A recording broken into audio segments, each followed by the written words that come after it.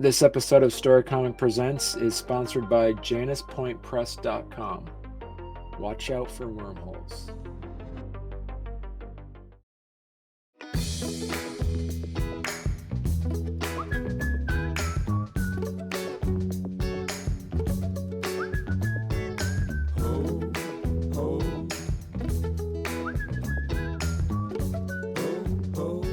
Welcome to Storycomic Presents, where we interview amazing storytellers and artists. This is episode 321. I'm your host, Barney Smith of Storycomic.com, and we're honored to have with us the internationally celebrated and famed Vermont author, literary consultant, and founder of the Writers Center of White River Junction, Joni B. Cole. I think you have the wrong guest on, Barney. That international part, I'm not so sure about. I'll take it. It's true, though. It's true. Yeah, see? It is true. I once taught somebody who lived in France. I taught them creative writing, so that counts. See, I'm telling you, yeah. There you go. I mean, so you've been around. You've been writing books. You've been writing books for a while. You have 7 books out as of this recording, and you just had your latest book came out as of this recording about a month or so ago, correct? Yes, a month ago in September. Yes. Okay. See. All right.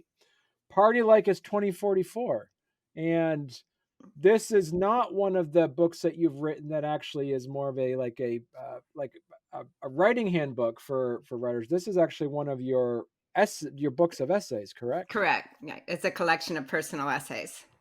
Right.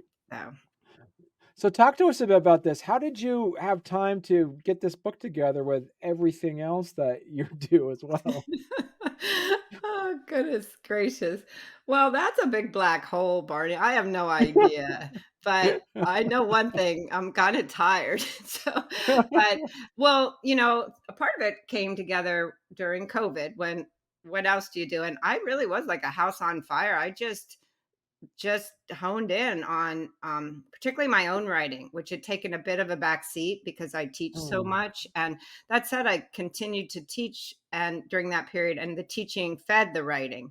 And and also there's nothing like a deadline, and I had a contract, so you kind of have to focus and write. But in some ways the writing beget the writing. When you really are in that habit of writing, I feel like, or at least speaking personally, I'm more creative. Ideas come. I'm always writing, even when I'm not in front of the computer. So it wasn't easy, but I did feel like I was in a real creative phase when I wrote this book. Like the theme of this, some of it's humorous essays, some of it has a more of a serious tone. How did you were able to arrange the stories and the essays in a certain order?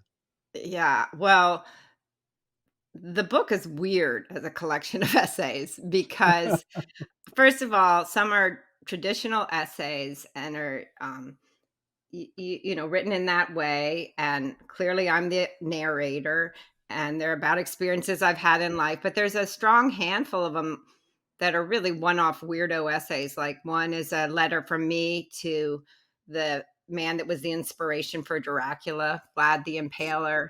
And one is exaggeration of me when I had the job of a program director at a boutique literary festival. So while it starts out sort of like me, this character, this performative eye goes off the deep end.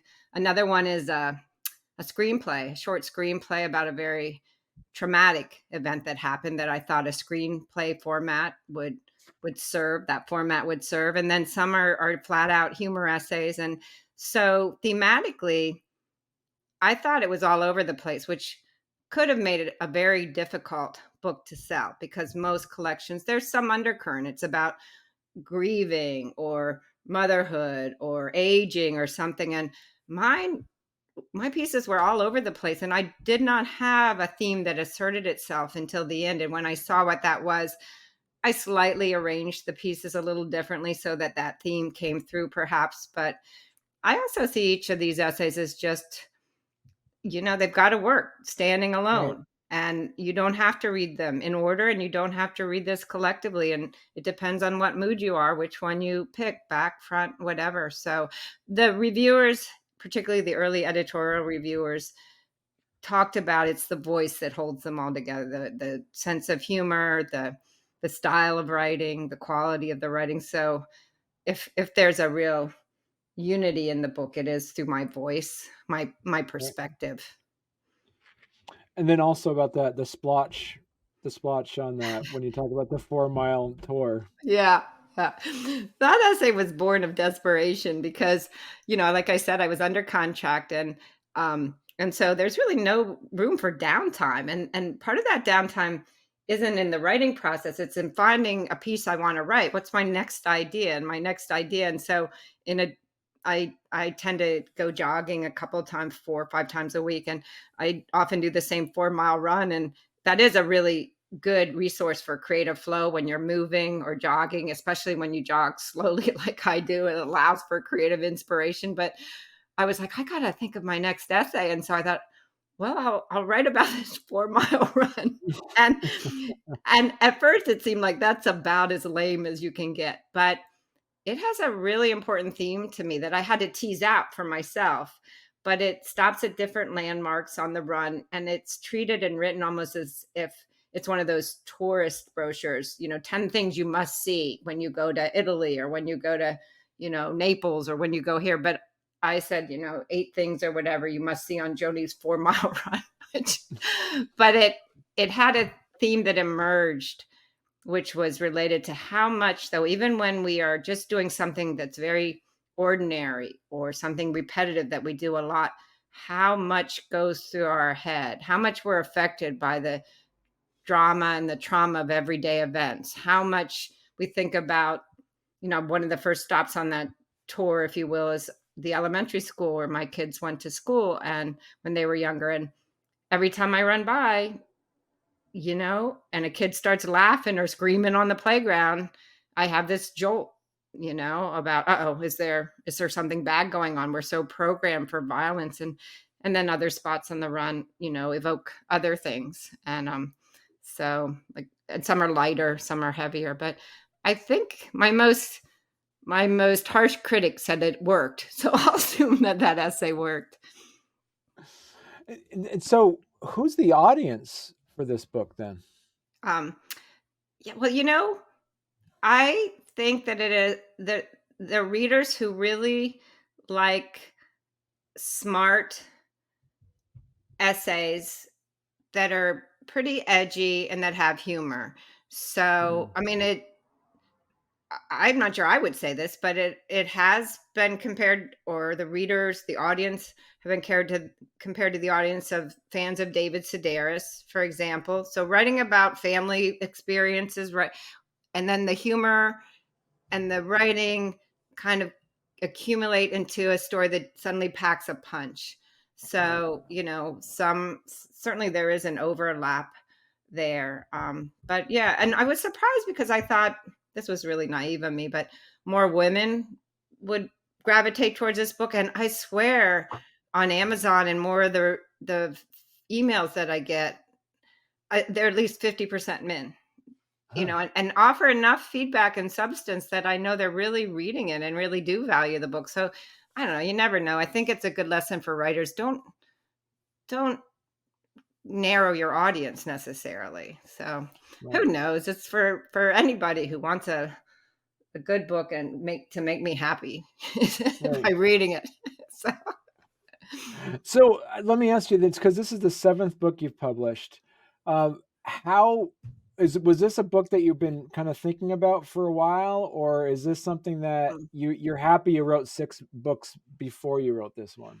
yeah, this is my second essay collection.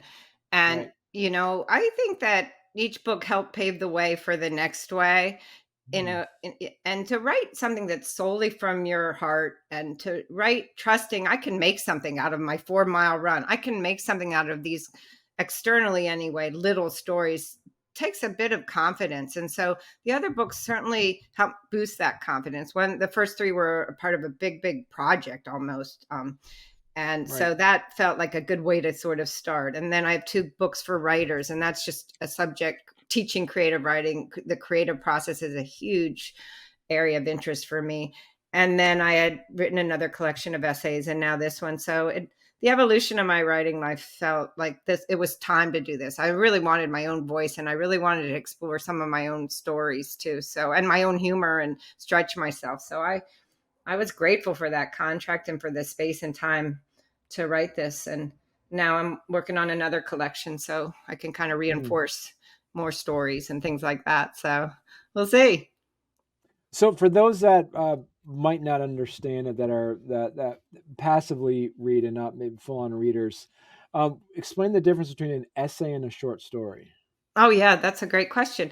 Well, for me, one of the distinctions is that a short story I think of as a fictional work, and Hmm. an essay, uh, a personal essay, because there's all sorts of different essays. There's op-ed essays, there's thought pieces, um, but a personal essay like mine is based on a real experience, and you're sharing that experience in a way that uses many of the same fictional techniques that a short story does. It's scenic. You want to immerse the reader in that experience using, scenic techniques, the same as a piece of fiction will do, but it's not made up. But that said, in personal narratives, sometimes you conflate time.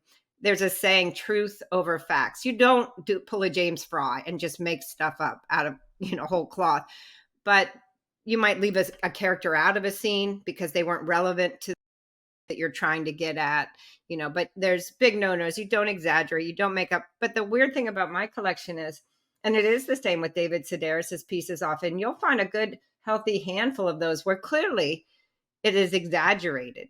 Clearly it is a character that's being made up. The thing that though I feel still allows for it to be in a collection of essays is a generous publisher who says, okay, you can put those in there, but b, that underneath that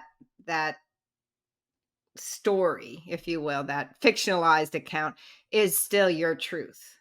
Hmm. So that I think is a different point, a strong different point in a short story and an essay. So Right. Watch out for wormholes, because a good book is a wormhole, whether it's paper or pixels. Explore our artist books and chapbooks, including the winning 2022 Chautauqua Janus Prize Lecture at januspointpress.com. And sign up for news of our upcoming sci-fi, sensual, and literary collection, Event Horizon.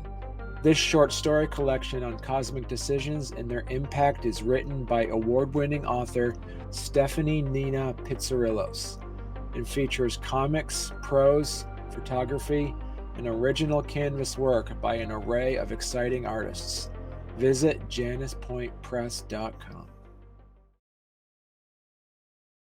Because there's over 30 chapters in this, so there's over 30 essays in this. I think How so, did yeah. how did you arrange them? How did you arrange the chapters? Yeah, that's a fun exercise near the end of the whole process, Right. and um, one way is related to what we were just talking about. Like I said, there's a strong handful of essays that are just weirdo. One to, me writing to Vlad the Impaler, or, the one in the form of a screenplay. So some of it was mathematical. I didn't want to front load those, or just clump them. And so I dispersed those essays throughout in kind of a mathematical way. There's one also that's all just Amazon reviews that I I know. envisioned for this book that was coming out. So, and it's called The Real Reason Writers Hate Amazon. And so I just mathematically dispersed them. And then, the tone of some, seemed to work better. That said, I don't think people read a collection like this necessarily in order, but I still wanted to make sure that when you turn the page, there was a totally fresh approach in the next one. So who knows if I did? I did pay more attention to the first and the last essay because I don't know, Barney, is that how you read it? For me, a collection, I'll read the last one first, or or if I'm browsing, then it will be the first one, and so there was a method to my madness in positioning, particularly the first and the last essay. The last essay to me feels really hopeful in a weird Hmm. way. And so why not end with that? And the first essay kind of set the stage of a lot of characters I kept referencing, my partner. And so I made that the first one. So I don't know. I hope it worked. It didn't not work. We'll put it that Right. way. Another question I was thinking about this is that you also, as we say, you also write writers handbooks, and so you're like a writer's writer. How much do you feel like you're under the microscope when you actually write other prose books to wonder what other people who've read your writing handbooks will think? Oh my God. If I think about that too much, I freak out. And it amazes me. One of my best achievements, I think, is that I can kind of bury that huge worry while I'm writing. Because if I thought of that, Right. in a good sense, it also makes me never want to cut corners. I don't think I would anyway. I'm just that kind of writer. It's like, unless like every verb has to be right, I want to end every paragraph the right way. And of course, I do a billion revisions. So maybe I have that in me anyway. But certainly, if I'm going to go out and say, now I'm telling you how to write and do creative writing, I feel like there is a bar that I need to um, ascend to. And that feedback that I've gotten from Party Like It's 2044, I'm thrilled when people do recognize that, because the book is very accessible, I think, and my style can be very conversational, but a lot of people see the brushstrokes that I hit, to achieve that conversational style, and so I'm like, yeah, score, so yeah, there is a bit of pressure, and I hope thankfully can kinda just put it aside Right. sometimes. Mention those brushstrokes again. Like, what are some of those writing techniques that you've been very good at, talking to being a consultant and being a trainer? What are some of those techniques that you're proud Yeah. that they've noticed? Yeah. Well, in an essay, in a traditional personal essay, there's a form that often works. It's not formulaic, but it is a form that adheres to how readers come into a story and why readers will give a crap about a story. And that form is show, tell, reflect, meaning open with a Okay. scene. Don't open with a bunch of description or you telling the reader who you are, and they'll be like, I don't care. So you need to open with a gripping scene. It doesn't have to be bells and whistles, but just immerse them immediately in some moment that has a vibration. And that's the showing moment. And then the tell is, well, now what's the information? I've been living in this house for 20 years, or, we recently gotten divorced or whatever. So there's plenty of telling, particularly that's another difference between perhaps a short story and an essay, is the ratio of showing and telling is different in an essay. It allows for a little bit more telling. And then reflect is, so what about what this is about. So it's a very reductive formula, that show, tell, reflect, because usually it's show, tell, show, tell, show, tell, and my essays are very scenic, almost like short stories. But in the end, there has to be some articulation of earned by the essay about how you're different, how your mental landscape as the narrator of this story is a little bit different. What have you learned or realized or rearticulated? And so that form really helps, but you don't want it to look formulaic. So you want to kind of hide that. Often you want to open in scene and close in scene. That's always the way to have a strongest piece, but you don't want it to look again like I'm following essay writing 101, you know, even the last words of sentences and paragraphs, and certainly of the essay itself, they matter. Making sure there's no cliches or whatever. So it's sizing each scene right, or sizing the expository passages right. So it's not suddenly like, where'd the story go? So there's Right. just so much craft to it. But the beautiful thing is you can teach craft. And if you know craft, you still need to rewrite a billion times, but you can rewrite forward. You know, like, oh, I know why I'm bored, because I didn't open in scene.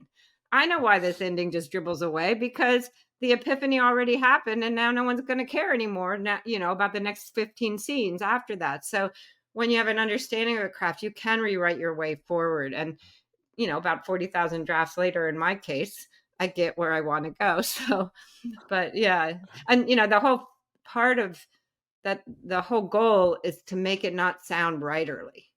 At least for me, Right. that's a pet peeve. When I'm reading a book and someone can write beautifully, I'm like, you are so showing off here, and so I lose the story. I lose the immersive quality of good writing. And so you want to write beautifully, but you don't want that to be the first thing the reader notices. You want it to be this lovely after effect that doesn't get in the way of the story. So Right. you know. Who knows if I achieved that, but I certainly worked hard at it, and some of the feedback suggests that I did, and it matters to me to write well too. It matters a Right. lot. So, yeah. Because as you say, it's almost like the book, Party Like It's 2044 is almost like a variety show in the sense that there's so many different stories to it. Yeah. Was there one story that you just was the easiest for you to write? Like, I have no revisions, like the least amount of revisions because you just Yeah. nailed it right away. Um, there's one that's really short and really straightforward, and, um, it's called Dear Ex Friend, and it's just a letter to a friend that became an ex-friend because of the times we live in. Politics sort of cleaved us, but she had been a really good friend. And then we accidentally met in a parking lot. And before just crossing the parking lot, and before I could remember, oh, wait, I'm mad at you. Oh, wait, you're on the other side. We kind of reunited, had a hug. And it's a really short piece, but it's about me reflecting on that, actually in sort of a form of a letter to her, saying, well, now what are we? Are we ex friends? And while I realized that we were still not at all back even close to where we were, it was a glimmer.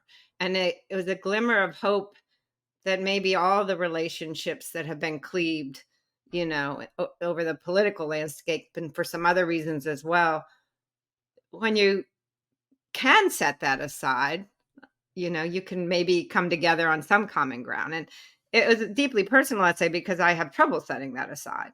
But it ambushed me. I just ran into her and, oh, I love this woman. And I'm like, wait a minute. No, I don't. And so that one came together pretty quickly. But rarely do I know what is the point of writing the story until I really delved into it on the page.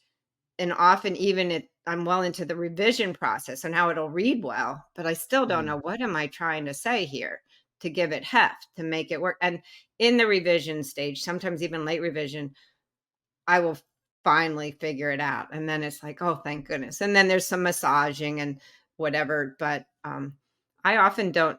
All I know is this story has some kind of heartbeat and there's something there. And so I need to tease it out for myself. And then if it never does get teased out, it's not an essay. It's not in the book. It's not.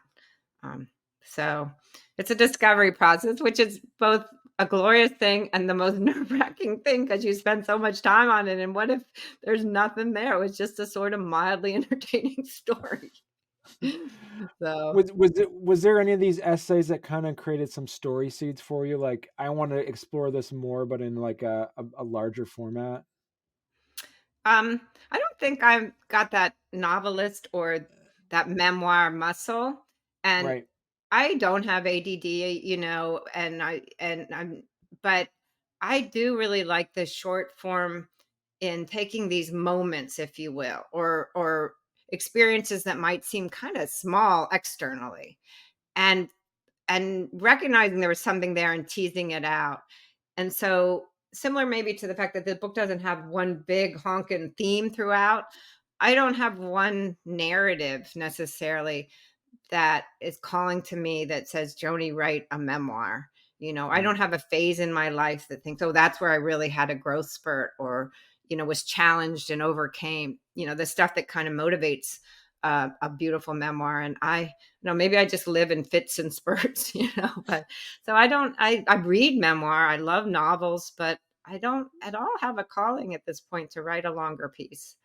Right. So who And so knows? the title, what's the origin story of the title of the book? Oh, it's terrible. It's morbid. It's awful. I won't give too much away, but the essay setting it's about my birthday month because I do celebrate my birthday over a whole month and I make a big deal out of it and I encourage gifts and attention. And yet, it's interesting because in our culture, you know, birthdays are often vilified. And then, of course, as you're aging, then it's all about, well, you know, you're not dead yet, you're lucky, so it's interesting. It's a reflection, it's a story about me on my birthday or the birthday month, but it's an interesting reflection, I think, on this culture we live in where when someone dies, we go to the celebration of their life. But when they're still alive, all we're doing is counting off the days or years Right. before they're dead. And that's always bothered me because, first of all, it's a downer because I love my birthday. And then all these cards from dear people that I love talking about, well, you're another year older and closer to death, So that title, The Party Like It's 2044, is obviously the title of that essay. And it alludes to, I don't even want to say, but for my birthday recently, not only did one of my friends send me a card that was just a total downer, but he did my actuarial table, that insurance companies do, to predict how long they're going to have to insure you. And he thought I would love this. I'm like, what the hell? It was awful how many more years I've got, oh my God, it was awful, but it made for a good essay, and it helped to bring forth that theme about Right. our culture and aging and birthdays and celebrating death, but not celebrating life, even when we're Right. still alive. So Right. anyway, yeah. Huh. Who gives someone an actuarial table for their birthday? I hope you never get one, Barney. It's not really a pleasant thing to read. Well, it's almost, but I would see it as like a challenge. Like, all right, then I'm gonna beat this. See, that's what I'd look at it. Well, I luckily it's where I put the pressure, as a writer to have a good book because I teach writing. I did also put in that same vault that stupid actuarial table he sent me, right? Because I didn't want it to bug me because it does kind of bug you, there's a Right. date hanging over. But I saw this guy, Ed, recently, and somehow this came up and he said, "Oh, don't worry, it's changed now. You actually have more months," because I forget what other factors went in. So fortunately, it can shift depending on certain things, so that made me Right. feel a little bit better, but Right. who knows? I don't Oh, know. that's Anyway, either way, the clock is ticking. I gotta write a lot more books quickly because I don't know. right. With friends like So those, right. See. So Joni, if people want to learn more about your work and learn more about what you do, where's the best place they could go to? Well, my author website is my name, jonibcole.com. And I have a bunch of events listed that I'm doing around Vermont or webinars or other online things. And then my Writers Center has its own website, which is thewriterscenterwrj.com. But they both Okay. cross pollinate. So, All but right. yeah, the author website's probably the best one. So, Right. yeah. Perfect. Well, listen, Joni, you're gonna have to come back on when your next book comes out because this has been a gem of a discussion. I've had a great Uh, time. it's been fun for me, but I wanted you to tell me one of your dad jokes. What do you call the ability to move seabirds with your mind? Pelicanesis. God. Yeah, thank you so much, Joni. Oh, it's my pleasure. Thank you, Barney. I'm glad I got to meet you. Now our paths will probably cross a lot as I see. fellow writers, Exactly. Vermonters. All There you right. go. Thanks so much.